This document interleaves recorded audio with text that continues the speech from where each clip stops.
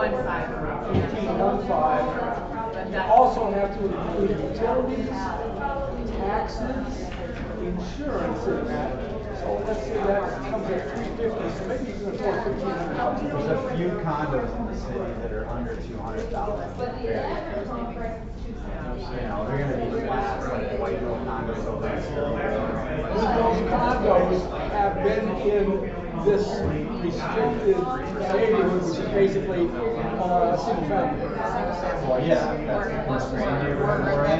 We have no option for that. It's all there's no affordable for it.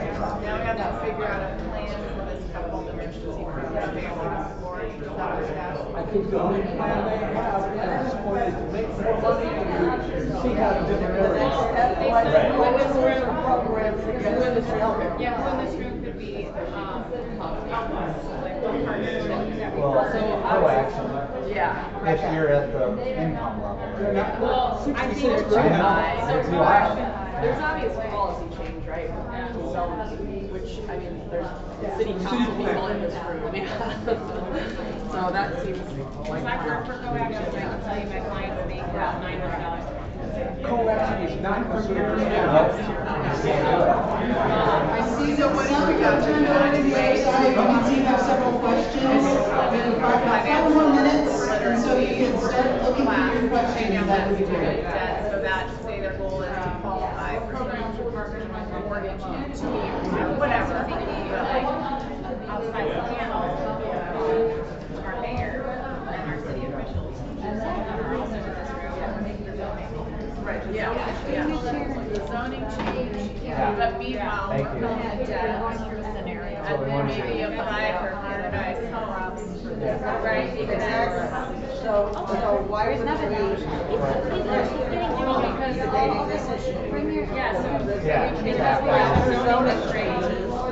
To address the ability to change it. Yeah. Multi-pronged approach, right? Community is, addressing zoning issues. But that doesn't do much for Right now. Right. Well, that's a more long-term goal. It's a stepping stone. But I think you're right. One of the solutions is saying, well, we're outside the city, which is not the solution. Because then they're driving 30 minutes. Which is costing. But they live outside of that R1 zone. Yeah. I think there will be a Yeah, 1,400. It's like You can find that. just a scenario. So I think the solution here is rent and address student debt. Right. And perhaps. Wait for the zoning. And then apply for that. And hope a duplex is also built in. I mean, there are so many systemic changes that we can make to help them. Yeah. And then they can maybe apply eventually, so after they rent, fix their student debt, they're now going to apply for like a first-time homeowner grant or whatever. Yeah. How's that sound, Paul? Okay, let's do it. Let's make it happen.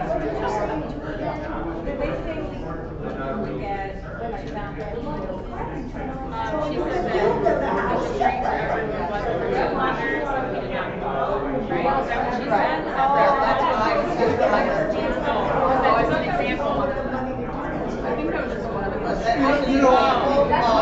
I took it as like that is forever. Most banks have programs for no down payment. Yep. And that's out there. It's not in this room. It's not usually available in quarter pound. Is that right?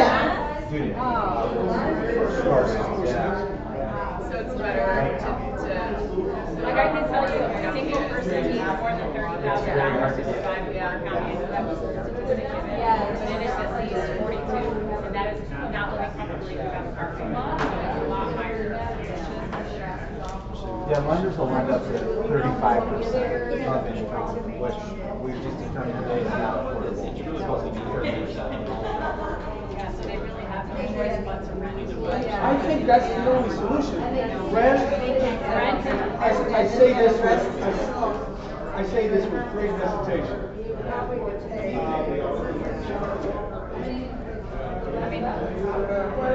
Profile. Self-employed and gig economy. Self-employed That means their health insurance is also super That's expensive. devastating. Either that or their income match doesn't either. But I hate saying that because I respect people that do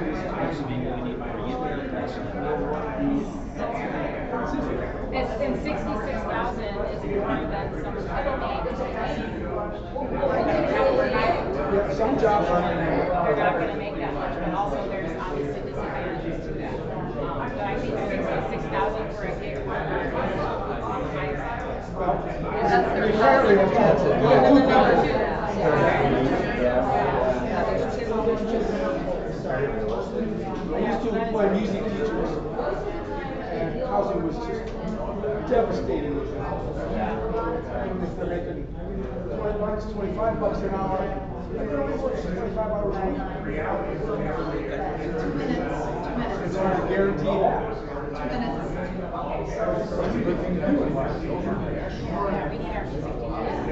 I'm not talking about Yeah, no, I used to live next door to a gentleman that he did private music lessons. There's more to talk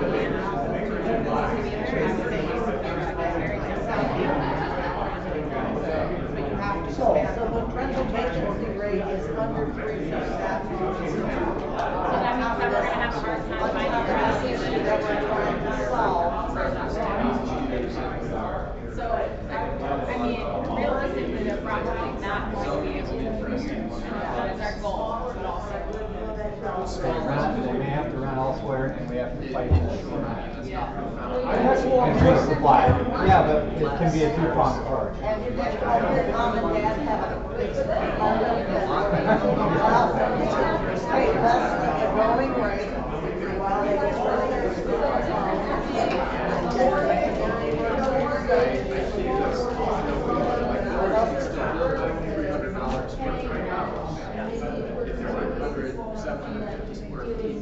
And then we have to increase supply. Duplexes, apartments, Okay, let's prepare to report out. Yes, part of that has to be Designate a person to the upper echelon of the microphone talent.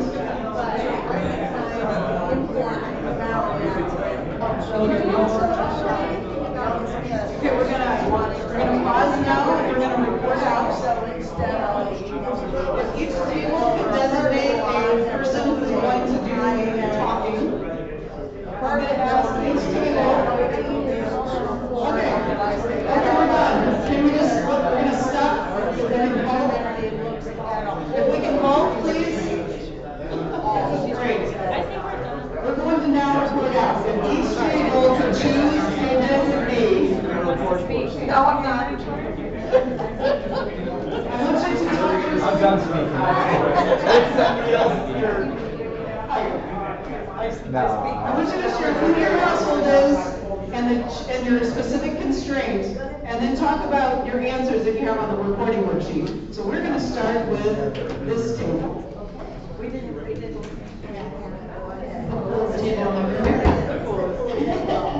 Okay, so our household profile is we have a retired postal worker. They make $41,900 a year, which is 60% of the AMI. They need to downsize into an affordable, age-friendly housing. And they currently own a home, but they cannot afford to maintain it or the cost of transition. Very common and sticky situation. Full disclosure, I'm a realtor, so this is so fun. Thank you for this is cool, yeah. Okay, so the landscape is the median home price right now is $275,000. The entry-level home range is $225,000, and the median rent for a two-bedroom is $1,400 a month. And our constraint is that the available rentals in this market require 3 times the income and a 700 credit score. Now, So what do we do? Okay, so we were discussing their situation, and some quick math points out that they would need to make $4,200 a month to qualify for that $1,400 a month, and that puts them about $800 under what those landlords are going to require. So we had a couple thoughts in terms of, okay, they have to downsize, which means that they have a home that's bigger than what this family needs. And so they can't afford to maintain it, so they probably are dealing with a little bit of disrepair. It's probably not updated. So you're looking in terms of their home value, probably closer to the lower end of the median. So 250 range probably. So that brings this situation to where they would not be able to sell their home and pay cash for the next one, which puts, you know, a damper on that. So they can't afford to that income that they've required for the rentals. They probably are going to need to take out some sort of a mortgage on their next home, which is going to limit them considerably with their $41,000 a year income. And we thought, well, they could call it, maybe this is an independent landlord, and maybe they would be willing, if they're selling their house, they're gonna get, you know, $200 and something thousand. They probably don't have a mortgage already, or they have a low mortgage, since we're sitting on some of the highest equity in the country that we've ever seen. So they can either offer, hey, I'll pay 12 months rent up front if you let me rent this spot, and that'll buy them a year. But that also leaves them subject to the volatility of the rental market. And the likelihood of the housing that they need coming available in a year is slim to none. It's probably going to be pretty similar market situation a year from now. And now they are, what would that be, like almost $20,000 less in their pocket, and now they're back in the same situation. So ultimately we decided the best thing for them to do would be to hire a wonderful, well-educated, amazing real estate agent to sell their home and help them find a lender that they can work with to take out a small balance loan that will help them be able to get into the home that works for them, that fits their needs, and also secures them, because now they're going to have additional equity as that home continues to appreciate. And I thought of one other thing while you were talking was, or if their property that they currently reside on, if there was zoning that could have them build a carriage house on the same property, or convert their garage into a small residence, then they could sell their home and move into the little unit that's behind the house that they're currently living in. Or rent their home. Or rent them have more income. Oh. So, I have a You're really well at the table. Mine was real simple, calling children. Oh, that's what we said. Everybody hear that? I hope you can come up with what this table. Yeah. Okay. So, awesome. Yeah. Tell us your family, your history, and what you decide to do. Okay, this table is a single dad who makes $62,000 a year, which is 80% AMI, and we need a 2-bedroom near 8 daycare. Status is facing high rent costs, limited credit history, and no savings. The constraint is that our employer does not offer any housing support or relocation assistance. Don't know what we do for a living from this. Landscape snapshot, medium home price $275,000, entry level home range $225,000 to $275,000, median rent for a 2-bedroom $1,400 to $1,600 a month, rental vacancy rate less than 3%. So, challenges faced, rental cost. What was your constraint? Oh, I put it in the middle there. Employer does not offer any housing support or relocation assistance. Okay. So rental cost, even though 30% would fit into that median of his income, would be $1,500, $1,550. He has other things that's a big issue in our area, and which is much like our fictional area.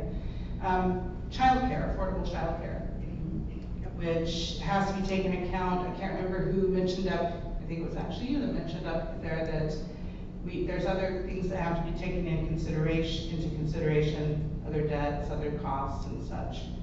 So, yeah, rental cost, affordable childcare, limited availability, less than 3% turnover. So, no savings, so no emergency funds if have to do a car repair or whatever. And lack of credit. Okay? Programs or partners that might help. All our United Way friends that are sitting here. Co-action, Geminis with childcare help. And then what system level change would make the biggest difference? Changing some zoning so there could be more multi-unit buildings built. Added ADUs, and people have the spaces to create more availability, small homes, tiny homes, modular homes. Those make a big difference. Also add to that additional, it seems like since you have to be close to a daycare, maybe there's a need for public transportation. So expanding the extent of the public transportation boundaries to help with that area. Our one big idea is not just one big idea. It's a multifaceted solution from many resources, partners, community awareness, and less NIMBY and more YIMBY.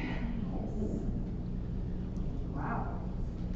So I'm hearing zoning come up twice. This whole conversation around ADUs, this is good. Public discussion. All right, who's our spokesperson here? Oh, Paul. Thanks. Our household is a pair of young professionals. They make $66,000 a year, but they are self-employed and gig employees. The challenges they face is student debt, and they desire to live in a single-family neighborhood that is zoned single-family. No ADUs and no duplexes. We assume no apartment houses. What programs or partners might help here? I didn't see any. What system level change would make a big difference? How much time do I have?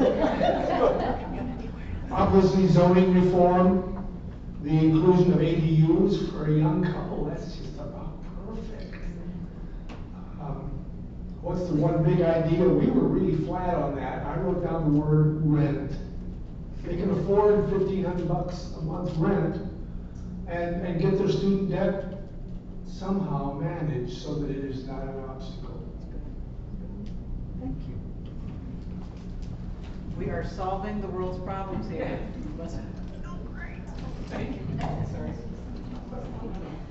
All right, next table. Who has the best big idea? Right here, okay. Who's this one?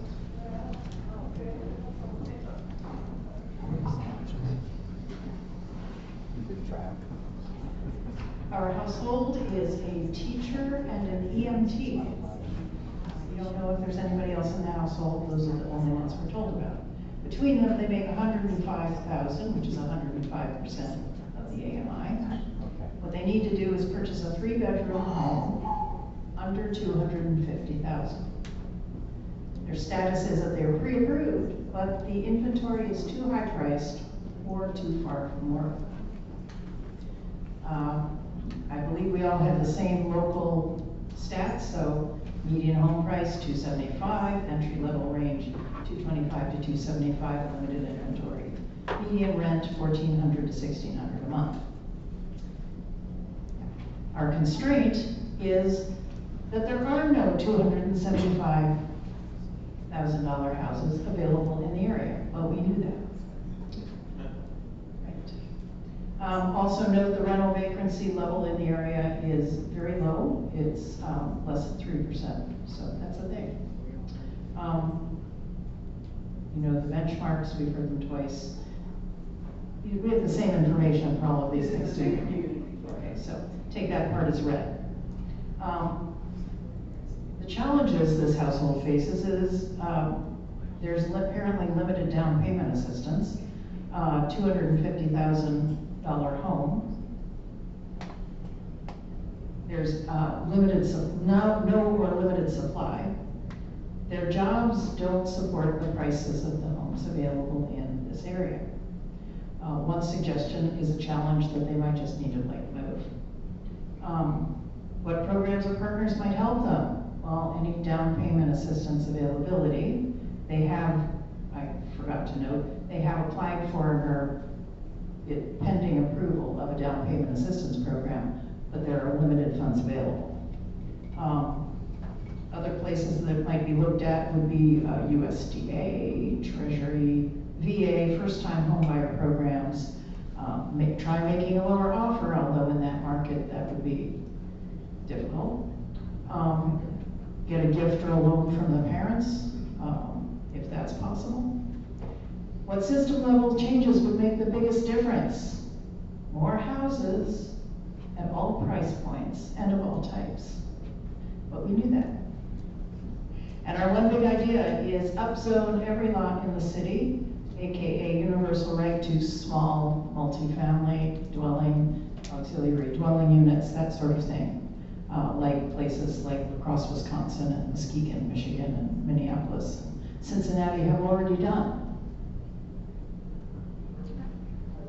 I think then the idea also come up that for our particular area, we need to mass produce that kind of housing. That's what needs to happen in order to get the affordable housing in place. Not a few units per year. You're right, we need hundreds, right? That's a good point. And last but not least. Awesome. Well, our household is a retail and nursing student couple who make $66,000 a year. They're looking to rent to own or find a flexible path to home ownership, and they have a stable income but limited savings and only part-time employment. So we talked about how this couple really is going to be constrained on their ability to buy because they don't have a lot of savings. And they're in this market with limited inventory where they're really just not going to be able to put enough down to really afford that or compete in the market. So they're pretty much stuck to renting at this point, is where this couple is at. So we talked about a few solutions. I think our constraint is that there is not, we make too much to qualify for the current down payment assistance program. Obviously, there could be a more generous down payment assistance program. And then we talked about many of the things that have been echoed here tonight that, this couple would also benefit from, a carriage house or auxiliary dwelling unit or more dense housing that probably doesn't exist because of zoning laws. So, yeah, that's how we summarize this challenge. So, who disagrees with changing zoning? I heard the mayor mention it, so I know it's not off the table. How many people are going to show up that night and say, hey, we need to do this? That sounds like a lot of us. So, thank you for that. Any comments and parting thoughts on this particular exercise? Yeah.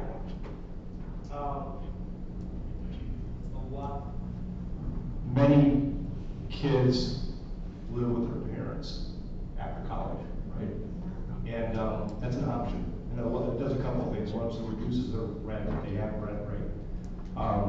The other thing it does is it allows them to save, pay off debts, and so on. And I witnessed this firsthand with my girlfriend. Her kids lived with her for a long time until they got that money for the down payment, and now they all have homes. So it works. That's its own program, right? Yes. Here. Yeah, so I think this was a great little exercise, and I feel like anybody could relate to or know someone who relates to any of these situations.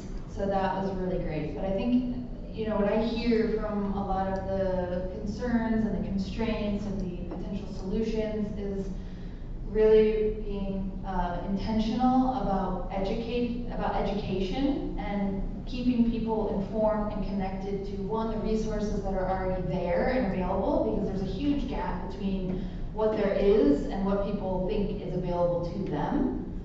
And then in addition to just fighting the misinformation that you see online, and reading about national trends and housing and the interest rates and all of those things that we hear about and are supposed to be freaked out by and all of that, which I mean, they're legitimate concerns, but everything is always figure outable one way or another. And the best way that we can make more things figure outable is to be equipped with the proper information. And when you have that information, sharing that with others. Thank you. Yeah. Really good. We've talked about the structural problems to housing, and we've talked about interest rates and market and market rate housing and land prices. And the one thing we haven't talked about is a problem that I see as being profoundly impactful, and that is a cultural problem. And that cultural problem is that we expect too much out of our housing. Now, I'm going to go back a few years. In 1950, the average size house built was about 950 square feet. It didn't have air conditioning, it didn't have a great room, and I could give you a long list of things that it didn't have. And even people who are looking for very low-priced housing expect a lot today. And I don't know if that's because of TV or because of the fact that we drive around in our suburbs and we see all these fancy houses. If we could incentivize, we got to do two things. We got to find some affordable land, because that's a big problem. But if we could incentivize builders to stick their toe into the very, very affordable housing that we built after World War II, and if you could build it for $150 a square foot, which I think is outrageously high, you could come up with a 1,200 square foot house that's $180,000. But that cultural problem is hard to get past because people want marble countertops. And I'm using that just as an illustration. But there's a lot of ways you can save on housing if you would simply turn back the clock. And believe me, a house that's warm in the winter and that won't let the snow on your face is a whole lot better than no house at all. Can I offer a counterpoint as a millennial? I'm not, yeah, maybe, I don't know. It's not that we don't want smaller homes and we can't go without granite countertops, but in the past 25 years or so, after the last housing boom, the regulations to build the housing is the reason that these houses that we build brand new cost $400,000. According to the National Association of Home Builders, 25% of the cost to build a single-family home is regulatory. 40% of the cost to build an apartment or a townhome is regulatory. And these aren't safety regulations like OSHA. These are regulations like setbacks from the street. If you're going to put bricks on the building to make it look fancy, those are all things that make homes cost more and why we can't build starter homes anymore. And the other issue that we haven't talked about today is that everybody kind of reluctantly raised their hand when you asked, are we going to show up and we're doing zoning changes? Well, the reason we haven't built more than 1,200 homes a year in Porter County, especially while we're in a housing crisis right now, it'd be great to build homes, is that as soon as you propose building 600 homes at Brancy Country Club, 50 neighbors show up to protest it. And there's nobody there to say it's a good thing. So what are we going to do to the NIMBY neighbors who show up and prevent the housing from being built in the first place? I don't know if you know about State Bill 1, but our income, our revenue for the city is about to get cut. What a crisis of opportunity we have to build homes and create new assessed value. And if you build multi-unit housing, that's taxed at 2%. So why not build it? It's illegal, and if you propose it, Ellen Capitani's not going to get reelected. Unless we show up and change that narrative.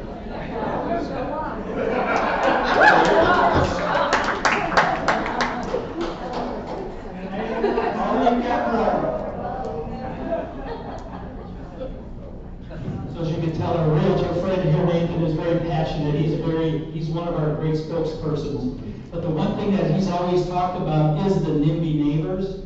And one of the reasons, and I think somebody over there mentioned NIMBY, and one of the reasons the neighbors come out is not because they, I don't think, in my opinion alone, is not that they don't want the extra housing.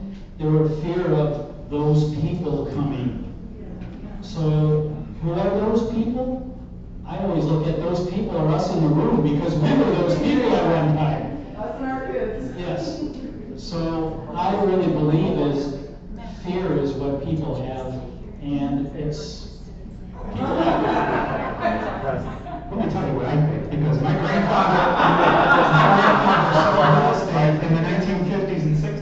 Indiana, and he famously segregated. So when you hear people showing up to meetings saying, we don't want those people moving here that earn $75,000 or less, that's exactly what they're talking about. It's modern day segregation, and it's not okay. And I think the realtors should stand up because we did it in the 1950s and 60s, and I am doing it today. So if you wonder why I'm passionate, I'm kind of righting a generational wrong. We shouldn't have been doing that back then, and we still shouldn't be doing it today. When you hear it happening, it sends tingles up my spine because it's not right.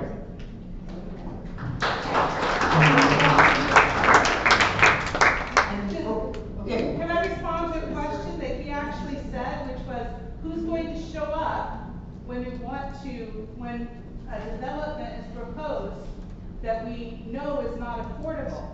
Okay, guys, I don't live in Valpo, sorry, I live in Chesterton, but I'm part of WeMake Indiana, and we're working to make changes here in Valpo. But when there's a concept that came to Chesterton for the Grassy, that I love the idea of the density and the community, because I believe that's what we need. But the prices they're talking about per unit on the low end, starting at $350, going up to $600, didn't make sense. At this meeting, I was one of maybe 16 people, and I was the only one complaining about the affordability. The people who were the NIMBY people were complaining about, I don't want this is next door to my housing, it's gonna drive my values down, it's gonna increase the traffic. By the end of the meeting, even though I didn't tell them they were wrong to be thinking about their own stuff and not humanity, I said it in a nicer way, they were referring them to themselves as, well, I guess we're the bad people, but that's my opinion.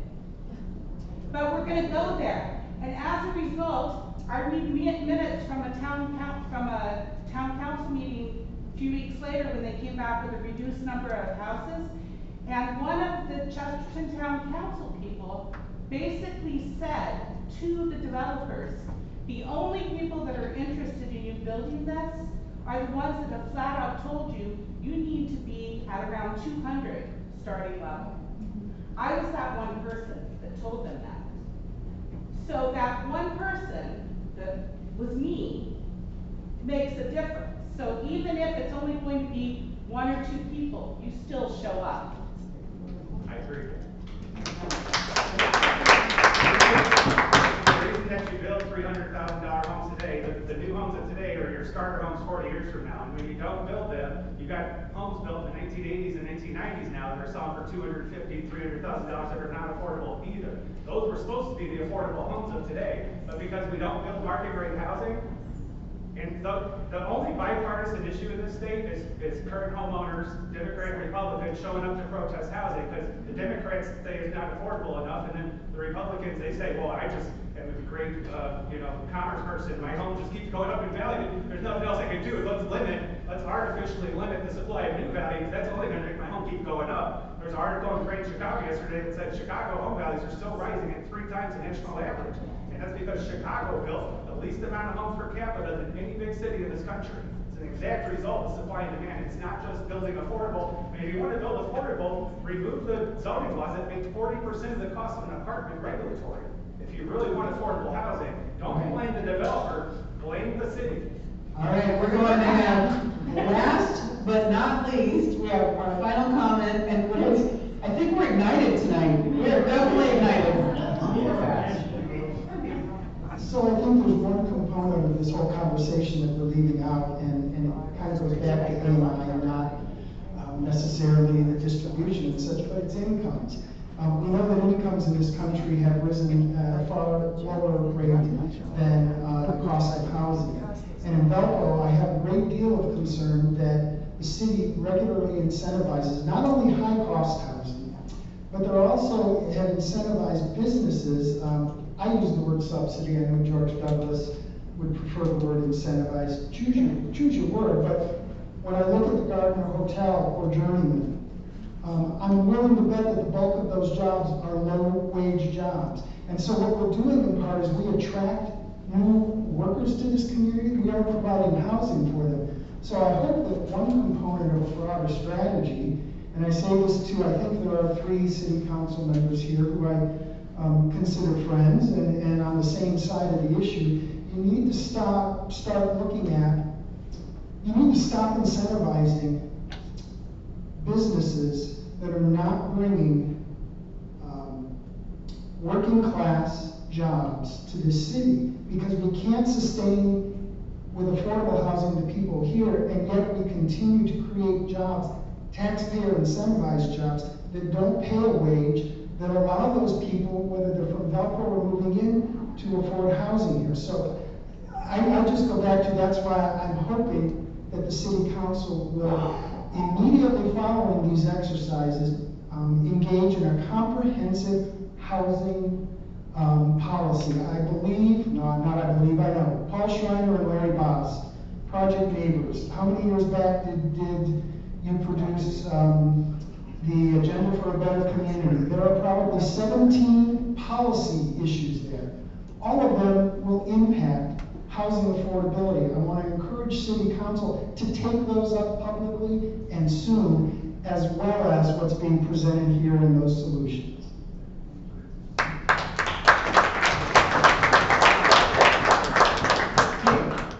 We are ignited, for sure.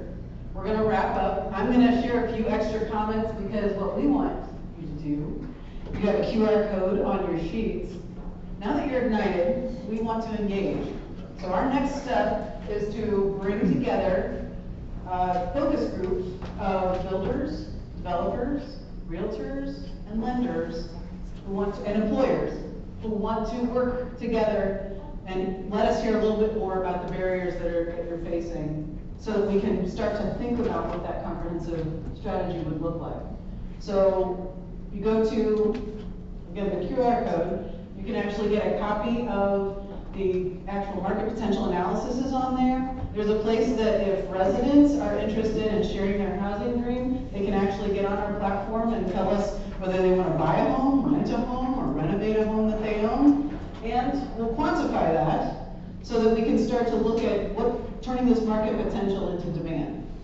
There, at the bottom, toward the bottom of that page, are a couple of buttons for the builders, developers, and realtors to say, hey, I want to get involved. So share that with us. We hope that tonight was helpful to everyone, that you will be involved and will stay engaged. The final session is called Empower. That's when we'll come out with some more information. It'll be our 3rd and final, and we plan to get that done over the next few months. So I hope tonight was helpful for you and that it was engaging. And I will now turn it over to Mr. Robert Cohen.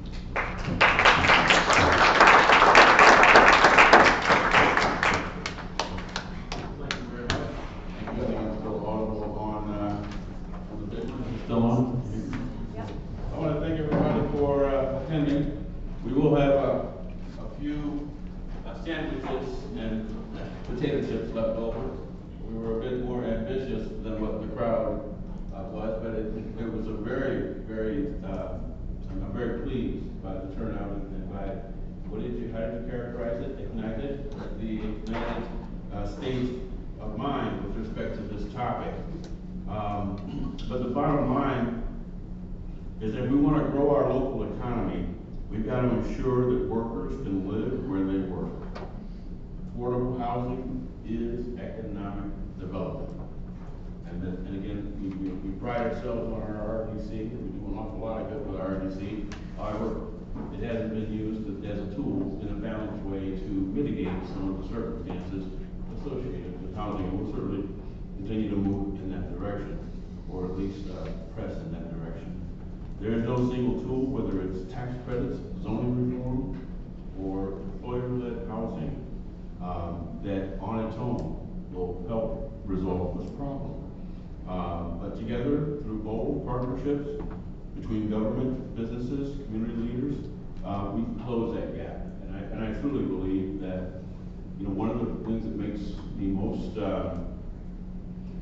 confident and most appreciative of Ms. Cowan is her practiced success at helping to get cities moving in this regard. So without affordable housing, we can't afford the future that we're trying to build, at least for the folks in that glass that's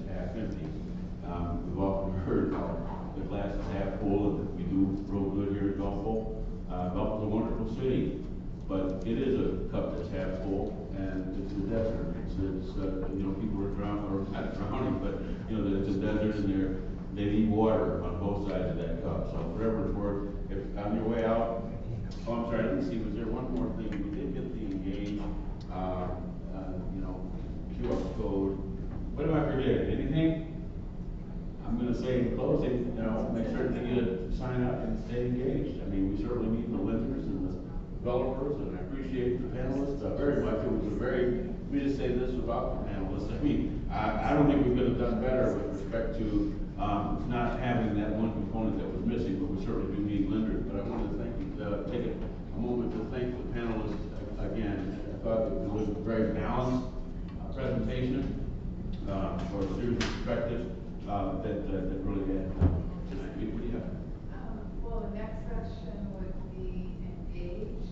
The next session would be So engaged. has everybody left their contact information so that we can tell them when the next session is? The next session will be, I do believe, by invitation, because it will be strategic and specific to the components that we can, you know, ally with. Because the city can't build one unit of housing by itself. It's not the city building anything. What we're trying to do is gather the proper partners, whether that's corporations who understand the value of having employees in their proximal area to work, or whether it's you know, realtors, developers, the folks who actually take the risk and put the shovels in the ground and build the property. You know, these are the people who we've got to incentivize and or ignite, I guess, with a sense of understanding that, like Mr. Turner did reflect. He said in a very straightforward way that these are things that may not have been as practical 10 years ago, but he certainly would not shy away from it. But we need those types of people at the next session, which would be then followed by the let's all come out and what's the last one called again? Empower this movement. That everybody's going to be empowered if we get to that point where we can actually bend a few arms and or, you know. Excuse me, Bob. There's too much behind closed doors taking place in this community now. So for your next meeting, behind closed doors or by invitation only doesn't work for most of us here. You know, well, again, you know, I don't know what to say in response to it being behind closed doors, but I think there's really nothing behind closed doors except seeing what we can learn as a city and that we can do to come out with something that, you know, would be vetted and or, you know, looked at by the community. All voices matter, all voices count. Please keep to your campaign theme and invite the public to the next meeting. If nothing else, Bob, that raises a concern, fear, doubt among people. There's no reason to keep that private. Now, it wouldn't necessarily be private, but strategically, you know what I mean? You have to kind of have a conversation to have something that is, you know, you can't have 1,500 horses, heads riding a steering the horse. You have to have some confidence that your interests are my interests. I have not changed one bit over the last 8 years and prior that I've spoken about this issue. It's organic to me and my life. So I'm going to suggest that to over or sort of micromanage, I guess, in a sense, something that really does require, you can see that I'm a bit awkward with this topic as it relates to the structural, you know, operation of how it gets done. But there's nothing that's being hidden, nothing being done behind closed doors other than the intelligence or the you know, trying to get to some sense of what is possible and then is presentable to the public. And I think that what I'm hearing is that we'd like to sit at the table and make certain that all the different various opinions are engaged when in fact there's nothing to engage in. I think that's an inhibitor as opposed to something that gets us moving forward. Yes, sir. If everybody wants an actual item right now, Rally some people in Chesterton. Everybody wants to do what they see. If everybody wants an actionable item right now that you can go and do to bring down the cost of housing, right? But get your people in Chesterton, get them at the Bracy Country Club and say, we're building 600 homes here. I don't care what you say. We should be building 1,200 homes in this lot. Thank you. And that's going to bring down, so we've only built 600 homes a year in Porter County since 2008. We had to top that. We used to build 1,200 homes a year. So if you build them in Chesterton, it's going to help Valpo too. Rally them in Chesterton right now, Bracy Country Club. Thank you. But no, there's no intention to withhold anything from the public. Quite frankly, at this point, there isn't anything to be withheld. We're trying to get something to where, you know, there's a credible basis for your vetting. So. Is it that you're specifically looking for people who have real estate construction experience? No, I'm specifically looking for people who heard this message and would like to help the city figure out how we use our toolbox, and that includes a variety of things, including the redevelopment commission. In fact, I think Councilmember Dover and myself did ask for one of the first appropriations of funds for housing, specifically for housing into the RDC. So, you know, we're just trying to have a plan. We're trying to have something that makes sense and that you know, is viable in the context of what the market is willing to do. Because we're not building a single house. It's the list up there. That's who you want to have the next meeting. I would say if they're worried about something being hidden, well, there's enough of us here that don't fit on that list, that we can show up. I don't think they're gonna come. Yeah, well, it wouldn't be like a public meeting, so to speak, or I mean, exposing. I can't, I'm not gonna go further into that rabbit hole, but nevertheless, I don't think it's very constructive. I've never been into a constructive setting where the entire public came into every strategic, you know, information gathering meeting. I think that's an unrealistic expectation, and in fact, if we're constructive, I'd be the first person to open that door. So, if anything, And I can speak to, so this is like a focus group. So tonight we've heard, everybody in this room is very passionate about what we're doing. That's exactly where we want to be. Now we need to drill down deeper and understand the barriers that builders and developers and realtors and employers have as we're talking about this particular income group, 60 to 120%. And certainly we're looking at the most affordable units in the community. But that focus group is designed to tell us what are we know policy is an issue. Is it just zoning? Are there other policies? Permitting? Maybe it costs $10,000 per permit, and that's adding to the price of housing. We want to hear from the folks that are in the business to tell us, okay, specifically what policies are making this less affordable.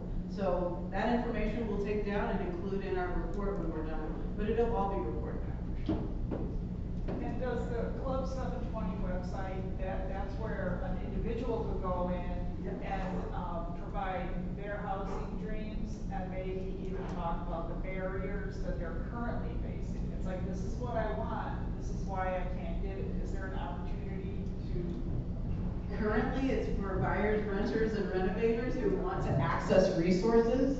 So if you know people who are in those situations wanting to move to and around, but I would be happy, give us a couple of days, give us until Monday, and we'll put up something that actually allows you to give some input. And I love that, that's a perfect idea. All right, well, there's a few sandwiches left over and some drinks, some potato chips. Please take a meal. Until the next. Thank you very much.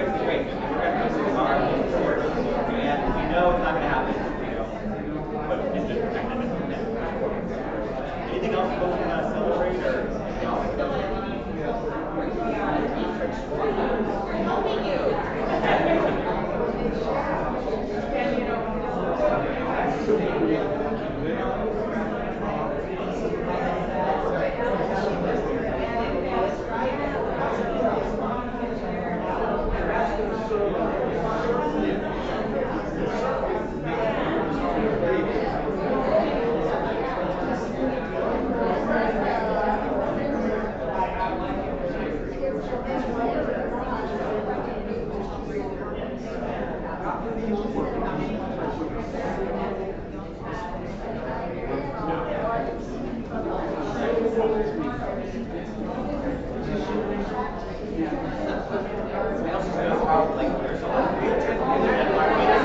like, I think we need to connect with these realtors. They're like, really, I mean, I think that was like, I was pouring out, like,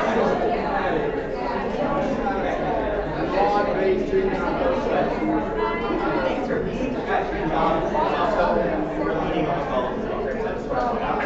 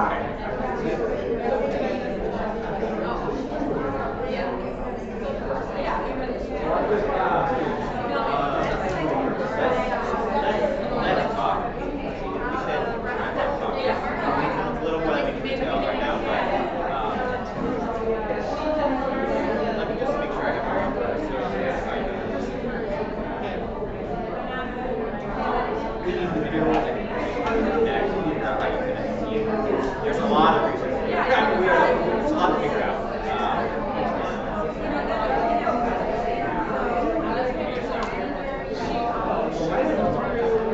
So what we're trying to do is figure out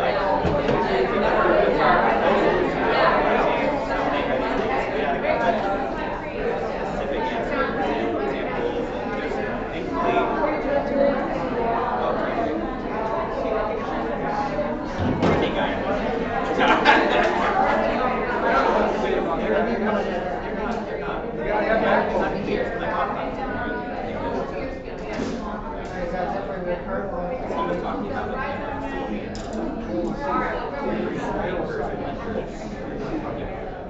Thank you for hosting. No, I don't think that's gonna happen. We're gonna push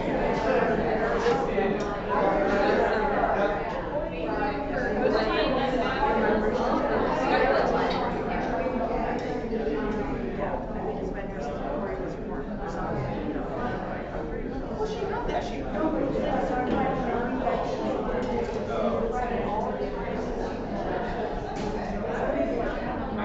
And you see it was it was half of the need, right? Apartments.